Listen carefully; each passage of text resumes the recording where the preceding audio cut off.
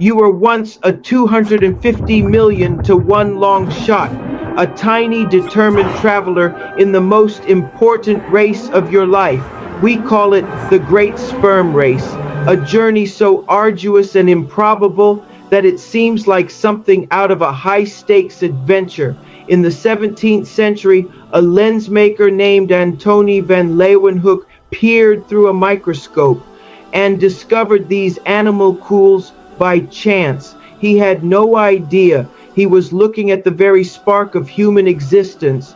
For hundreds of years since, science has obsessed over the mechanics of this journey, but while we were just perfecting our microscopes, the Holy Quran had already mapped the blueprint, created the human from the creatures that can attach.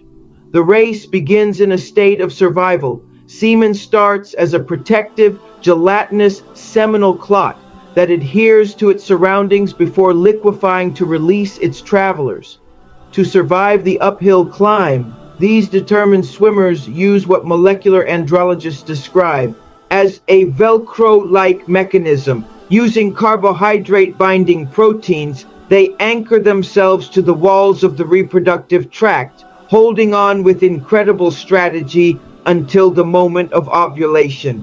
When the winner finally reaches the Holy Grail, the egg, the interaction is nothing short of a miracle. The egg doesn't just wait, it initiates a process called phagocytosis. It literally reaches out and engulfs the sperm, ingesting it to begin a new life. 1400 years ago, the Quran described this exact stage with a single profound word, Mudga, or chewed matter. Think about that analogy. Just as chewing involves the ingestion and mixing of matter to create something new, the zygote is formed by the egg ingesting the sperm and mixing their genetic codes into a single unified masterpiece.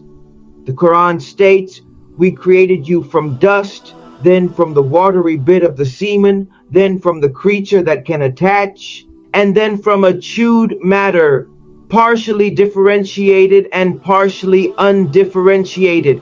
As the embryo grows, a specific architectural sequence unfolds." The Quran states that bones are formed first and then clothed in flesh. Then we made the chewed matter bone, and we covered the bones with flesh. Then we developed him into another creation. While critics questioned this for centuries, modern research like the 2016 studies by Professors Bauner and Rolian confirms the reality. The signaling for bone and cartilage development precedes the development of muscle. The scaffold is built first, and the flesh follows, from a watery bit to a clinging creature to the chewed matter that builds a frame of bone. Every stage was documented with uncanny accuracy long before the first lens was ever polished. You aren't a quarter of a second in time by accident. You are a masterpiece, measured out with perfect precision before the clock even started ticking.